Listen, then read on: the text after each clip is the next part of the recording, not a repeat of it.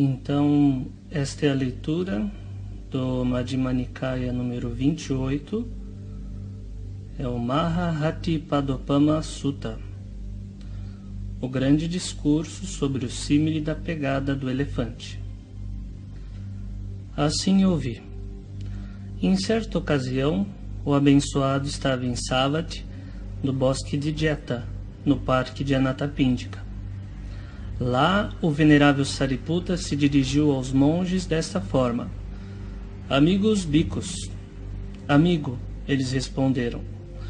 O venerável Sariputta disse o seguinte: Amigos, da mesma forma como a pegada de qualquer ser vivo que caminha pode ser colocada dentro da pegada de um elefante, e assim a pegada do elefante é declarada como a líder delas devido ao seu grande tamanho, assim também todos os bons ensinamentos podem ser incluídos nas 4 nobres verdades. Quais 4?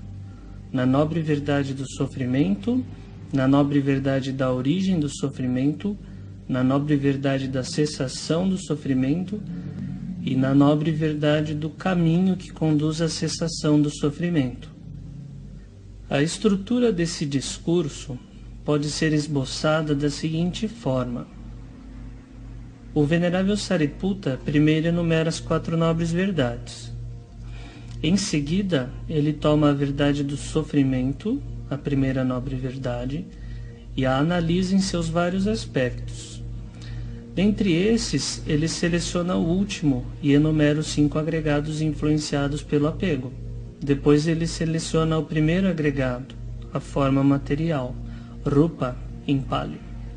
Tomando cada um dos grandes elementos, ele mostra que eles possuem 2 aspectos, interno e externo, sendo o primeiro selecionado para uma análise detalhada, ou seja, internamente, e o último mencionado apenas de forma breve, com o objetivo de ser abrangente e para comparação. Depois, cada um dos elementos é exposto como base para a meditação de insight, bem como para desenvolver paciência, convicção e equanimidade. Tendo concluído o exame dos elementos, o venerável Sariputta em seguida toma os aspectos das 4 nobres verdades que ele havia deixado de lado. Ele introduz a forma material derivada nas faculdades dos sentidos e os seus objetos. Então, ele relaciona isso aos demais 4 agregados da primeira nobre verdade e, por fim, ele coloca todo esse complexo de ideias em relação às outras 3 nobres verdades. Voltando ao Sutta, e qual é a nobre verdade do sofrimento? Nascimento é sofrimento, envelhecimento é sofrimento, enfermidade, morte, tristeza, lamentação, dor, angústia e desespero são sofrimento. Não obter o que se deseja é sofrimento. Em resumo, os 5 agregados influenciados pelo apego são o sofrimento. E quais são os 5 agregados influenciados pelo apego?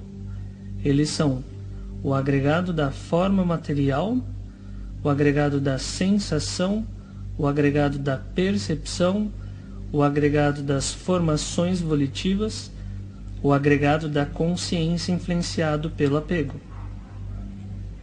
E o que é o agregado da forma material influenciado pelo apego? São os 4 grandes elementos e a forma material derivada dos 4 grandes elementos. E quais são os 4 grandes elementos? Eles são o elemento terra, o elemento água, o elemento fogo e o elemento ar. E o que, amigos, é o elemento terra? O elemento terra pode ser interno ou externo. O que é o elemento terra interno? Qualquer coisa interna que pertence à pessoa que seja sólida, solidificada e pela qual exista apego, isto é, cabelos, pelos, unhas, dentes, pele, carne, tendões, ossos, medula, rins, coração, fígado, diafragma, baço, pulmões, intestinos, conteúdo do estômago, fezes ou qualquer outra coisa interna que pertença à pessoa que seja sólida, solidificada e pela qual existe apego. A isso se chama o elemento terra interno. Agora, tanto o elemento terra interno como o elemento terra externo são simplesmente elementos terra. E isso deve ser visto como na verdade é, com correta sabedoria. Isso não é meu, isso não sou eu, isso não é o meu eu. Quando a pessoa vê dessa forma, como na verdade é, com correta sabedoria, a pessoa fica desencantada com o elemento terra e faz com que a mente fique desapegada em relação ao elemento terra. Agora, um tempo virá em que o elemento terra externo será perturbado, e então o elemento terra externo desaparecerá. Se até mesmo esse elemento terra externo, sendo tão vasto, é visto como impermanente, sujeito à destruição, desaparecimento e mudança, o que dizer deste corpo, que é agarrado pelo desejo e que sobrevive por pouco tempo? Não há como considerar isso como eu, meu ou eu sou. Pois então, se outros ofendem, insultam, criticam e molestam um bico, que viu esse elemento tal como ele na verdade é, este bico compreende assim: essa sensação dolorosa, nascida do contato no ouvido, surgiu em mim. Isso é dependente. Não é independente. Depende de quê? Depende do contato. Então ele vê que aquele contato é impermanente, que aquela sensação é impermanente, que aquela percepção é impermanente, que aquelas formações volitivas são impermanentes e que aquela consciência é impermanente. E a sua mente, usando o elemento como objeto de meditação, penetra esse elemento e adquire confiança, se estabiliza e se liberta. Agora, se outros atacarem aquele bico de um jeito que seja indesejável e desagradável, através do contato com punhos, pedras, paus e facas, ele compreende assim: este corpo tem uma natureza tal que o contato com punhos, pedras, paus e facas o agridem. Mas isso foi dito pelo abençoado com o seu conselho sobre o símile da serra. Bicos, mesmo se bandidos decepassem com selvageria os seus membros, um a um, com uma serra, aquele que fizer surgir uma mente cheia de raiva em relação a eles, não estará praticando os meus ensinamentos. Portanto, uma energia incansável deve ser estimulada em mim e uma persistente atenção plena deve ser estabelecida. Meu corpo ficará tranquilo e sossegado, minha mente concentrada e unificada. E agora que o contato com punhos, pedras, paus e facas agridem este corpo, pois é exatamente assim que os ensinamentos do Buda são praticados. Quando aquele bico se recorda do Buda, do Dhamma e da Sangha, se a equanimidade suportada por aquilo que é benéfico não se estabelece nele, ele desperta um senso de urgência desta forma: é uma pena para mim, não é um ganho para mim, é ruim para mim, que quando eu me recorde do Buda, do Dhamma e da Sangha, a equanimidade suportada por aquilo que é benéfico não se estabeleça em mim. Mas, se quando ele então se recorda do Buda, do Dhamma e da Sangha, e a equanimidade suportada por aquilo que é benéfico se estabelece nele, então ele fica satisfeito com isso. Nesse ponto, amigos, muito foi realizado por aquele bico. O que, amigos, é o elemento água? O elemento água pode ser interno ou externo. Qual é o elemento água interno? Qualquer coisa interna que pertence à pessoa, que seja líquida, aquosa, e pela qual exista apego, isto é, bilis, fleuma, pus, sangue, suor, gordura, lágrimas, saliva, muco, urina ou qualquer outra coisa interna na pessoa que seja líquida, aquosa e pela qual exista apego. A isto se chama o elemento água interno. Agora, tanto o elemento água interno como o elemento água externo são simplesmente elementos água. E isso deve ser visto como na verdade é, com correta sabedoria. Isso não é meu, isso não sou eu, isso não é o meu eu. Quando a pessoa vê dessa forma, como na verdade é, com correta sabedoria, A pessoa fica desencantada com o elemento água e faz com que a mente fique desapegada em relação ao elemento água. Agora, um tempo virá em que o elemento água externo será perturbado. Ele arrastará vilarejos, cidades e países. Um tempo virá em que as águas no grande oceano não serão suficientes nem mesmo para molhar a articulação de um dedo. Se até mesmo esse elemento água externo, sendo tão vasto, é visto como impermanente, sujeito a destruição, desaparecimento e mudança, o que dizer deste corpo, que é agarrado pelo desejo e que sobrevive por pouco tempo? Não há como considerar isso como eu, meu ou eu sou. Pois então, se outros ofendem, insultam, criticam e molestam um bico, que viu esse elemento tal como ele é na verdade, ele compreende assim: essa sensação dolorosa, nascida do contato no ouvido, surgiu em mim. Isso é dependente, não independente, é dependente do contato. Então ele vê que aquele contato é impermanente, que aquela sensação é impermanente, que aquela percepção, formações volitivas, que aquela consciência é impermanente. E a sua mente, usando o elemento como objeto de meditação, penetra esse elemento e adquire confiança, se estabiliza e se liberta. Portanto, uma energia incansável deve ser estimulada em mim, e uma persistente atenção plena deve ser estabelecida. Meu corpo ficará tranquilo e sossegado, minha mente concentrada e unificada. Se quando ele então se recorda do Buda, do Dhamma e da Sangha, e a equanimidade suportada por aquilo que é benéfico se estabelece nele, ele então fica satisfeito com isso. Nesse ponto, amigos, muito foi realizado por aquele bico. O que, amigos, é o elemento fogo? O elemento fogo pode ser interno ou externo. Qual é o elemento fogo interno? Qualquer coisa interna que pertence à pessoa que seja fogo, ardente e pela qual exista apego, isto é, aquilo pelo qual a pessoa é aquecida, envelhece e é consumida. Aquilo pelo qual o que é comido, bebido, consumido e saboreado é digerido da maneira adequada, ou qualquer outra coisa interna na pessoa que seja fogo, ardente e pela qual exista apego, é chamado de elemento fogo interno. Agora, tanto o elemento fogo interno como o elemento fogo externo são simplesmente elementos fogo, e isso deve ser visto como na verdade é, com correta sabedoria. Isto não é meu, isto não sou eu, isto não é o meu eu. Quando a pessoa vê dessa forma, como na verdade é, com correta sabedoria, a pessoa fica desencantada com o elemento fogo e faz com que a mente fique desapegada em relação ao elemento fogo. Agora, um tempo virá em que o elemento fogo externo será perturbado. Um tempo virá em que se buscará acender um fogo até mesmo com penas de galo e raspas de pele de animais.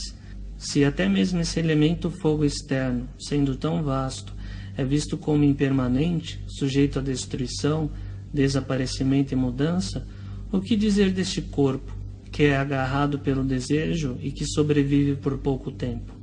Não há como considerar isso como eu, ou meu, ou eu sou.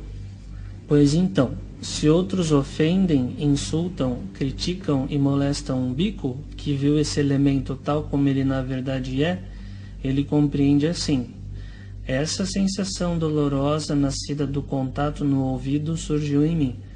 Isso é dependente, não é independente. É dependente do contato.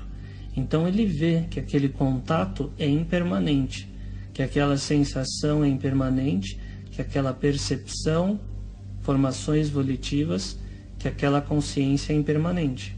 E a sua mente, usando o elemento como objeto de meditação, penetra esse elemento e adquire confiança, se estabiliza e se liberta. Portanto, uma energia incansável deve ser estimulada em mim e uma persistente atenção plena deve ser estabelecida. Meu corpo ficará tranquilo e sossegado, minha mente concentrada e unificada.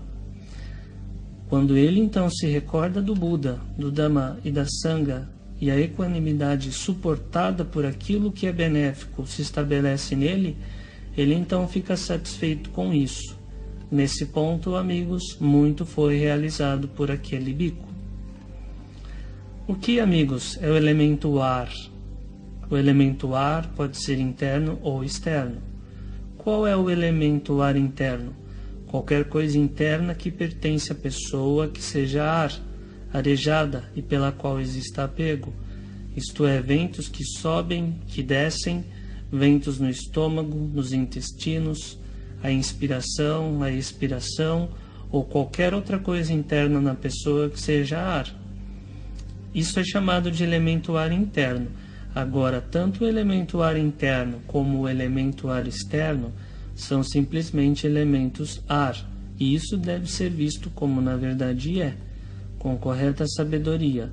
Isso não é meu, isso não sou eu, isso não é o meu eu. Quando a pessoa vê dessa forma, como na verdade é, com correta sabedoria, a pessoa fica desencantada com o elemento ar e faz com que a mente fique desapegada em relação ao elemento ar. Agora, um tempo virá em que o elemento ar externo será perturbado, e até mesmo os filamentos de palha nas franjas dos telhados não se moverão. Se até mesmo esse elemento ar externo, sendo tão vasto, é visto como impermanente, sujeito à destruição, desaparecimento e mudança, o que dizer deste corpo, que é agarrado pelo desejo e que se sobrevive por pouco tempo? Não há como considerar isso como eu, ou meu, ou eu sou. Pois então, se outros ofendem, insultam, criticam e molestam um bico, que viu esse elemento tal como ele na verdade é, ele compreende assim: essa sensação dolorosa nascida do contato no ouvido surgiu em mim. Isso é dependente, não é independente. É dependente do contato.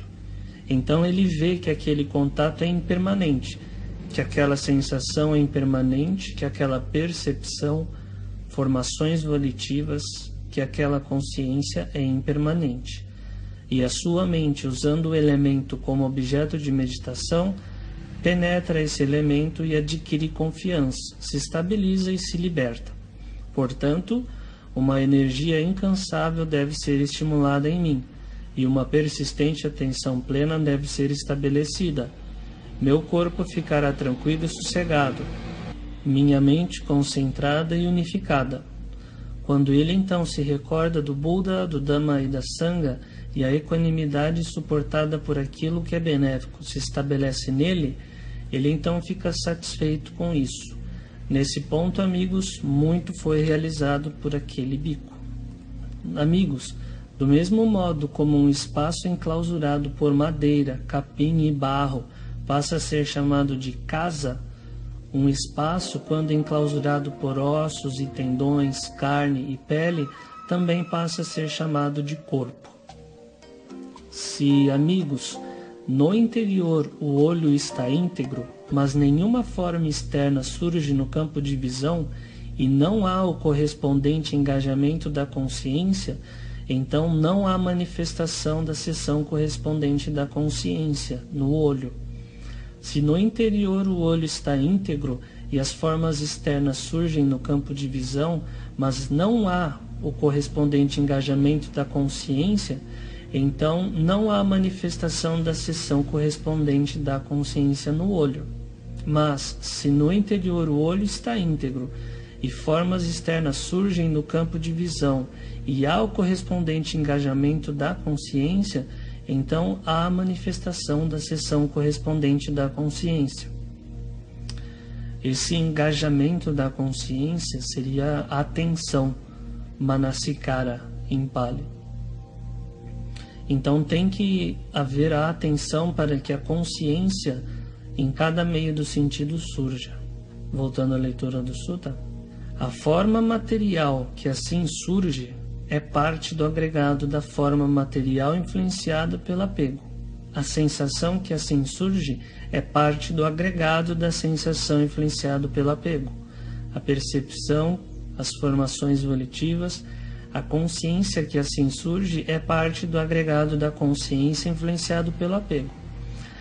Ele compreende assim: Assim é, de fato, como ocorre a inclusão, reunião e acumulação de coisas nesses 5 agregados influenciados pelo apego. Agora, isso foi dito pelo abençoado. Quem vê a origem independente vê o Dhamma. Quem vê o Dhamma vê a origem independente. E esses 5 agregados influenciados pelo apego têm origem independente. O desejo, atração, apego por esses 5 agregados influenciados pelo apego são a origem do sofrimento. A remoção do desejo, da cobiça, do apego por esses 5 agregados influenciados pelo apego é a cessação do sofrimento. Nesse ponto também, amigos, muito foi realizado por aquele bico. Se, amigos, no interior o ouvido está íntegro, mas nenhum som externo surge no campo de audição e não há o correspondente engajamento da consciência, então não há manifestação da seção correspondente da consciência. Se no interior o ouvido está íntegro e sons externos surgem no campo do ouvido, mas não há o correspondente engajamento da consciência, então não há manifestação da seção correspondente da consciência. Mas, se no interior o ouvido está íntegro e sons surgem no campo do ouvido, e há o correspondente engajamento da consciência, então há a manifestação da seção correspondente da consciência. Se, amigos, no interior o nariz está íntegro, no interior a língua está íntegra, no interior o corpo está íntegro, no interior a mente está íntegra, mas nenhum objeto mental externo surge no seu campo e não há o correspondente engajamento da consciência, então não há manifestação da seção correspondente da consciência. Se no interior a mente está íntegra e os objetos mentais externos surgem no seu campo, mas não há o correspondente engajamento da consciência, então não há a manifestação da seção correspondente da consciência. Mas, se no interior a mente está íntegra e objetos mentais externos surgem no seu campo e há o correspondente engajamento da consciência, então há a manifestação da seção correspondente da consciência. A forma material que assim surge é parte do agregado da forma material influenciado pelo apego. A sensação, a percepção, as formações volitivas, a consciência que assim surge é parte do agregado da consciência. Ele compreende assim: assim é de fato como ocorre a inclusão, reunião e acumulação de coisas nesses 5 agregados influenciados pelo apego. Agora, isso foi dito pelo abençoado. Quem vê a origem independente vê o Dhamma. Quem vê o Dhamma vê a origem independente. E esses 5 agregados influenciados pelo apego têm origem independente. A aspiração, paixão, atração, apego por esses 5 agregados influenciados pelo apego são a origem do sofrimento. A remoção do desejo, a remoção da cobiça, do apego por esses 5 agregados influenciados pelo apego é a cessação do sofrimento. Nesse ponto também, amigos, muito foi realizado por aquele bico. Isso foi o que disse o venerável Sariputta. Os bicos ficaram satisfeitos e contentes com as palavras do venerável Sariputta. Ou seja, é um sutta bastante completo, bastante complexo também, profundo. O venerável Sariputta unifica as 4 nobres verdades, os 5 agregados, as 6 bases, a característica de anicca, dukkha, anatta, ou seja, a origem independente. Por isso que quem vê a origem independente vê o Dhamma. Quem vê o Dhamma vê a origem independente. Até uma próxima. Obrigado a todos.